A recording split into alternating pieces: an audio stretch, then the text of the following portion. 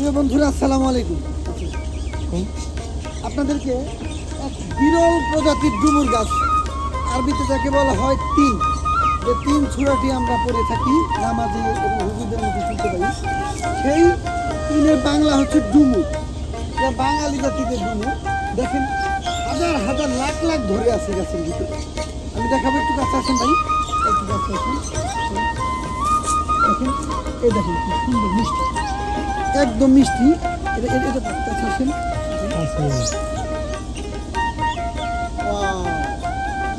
অসাধারণ দেখতে, সুন্দর। আপনারা দেখলে অবাক হবেন যে এই ফল ধরছে কয়েক কোটি, দু একটা না ভাই। এই দেখেন প্রিয় বন্ধুরা, এটা আপনাদেরকে ঘুরে ঘুরে আমি দেখাই, না দেখলে বুঝবেন না। আল্লাহ পুরা রহমত।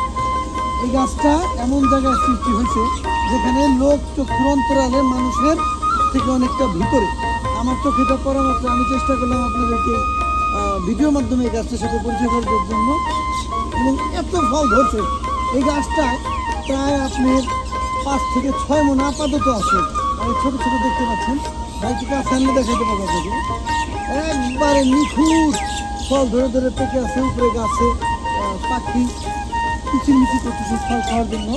আপনি একটু উপরে উপরে ঘুরে গেলে দেখেন কীরকম ধরছে। দেখেন ছোটায় ছোটায় শুধু ফল আর ফল, ফল আর ফল। একটা খেয়ে দেখি কীরকম মজা। দেখি,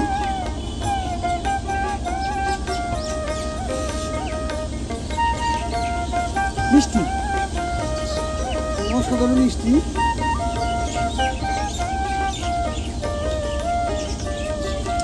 এই জন্য তো পাখিরা তো খায়।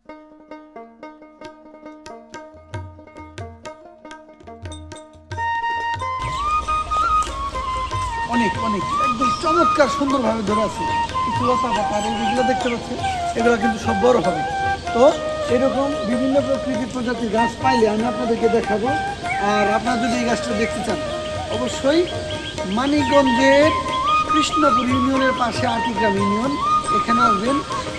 এই ইউনিয়ন ভূমি অফিসের পাশে এই গাছটা জন্ম নিয়েছে, একদম পরিত্যক্ত অবস্থায়, কোনো প্রকার যত্ন ছাড়াই।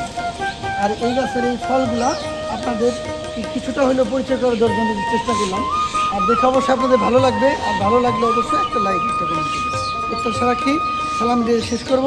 তার আগে ফলগুলা আমি পুরোপুরি আর একটু ভিডিও ভালো করে দেখা দিই। আসেন ভাই, আসসালামু আলাইকুম।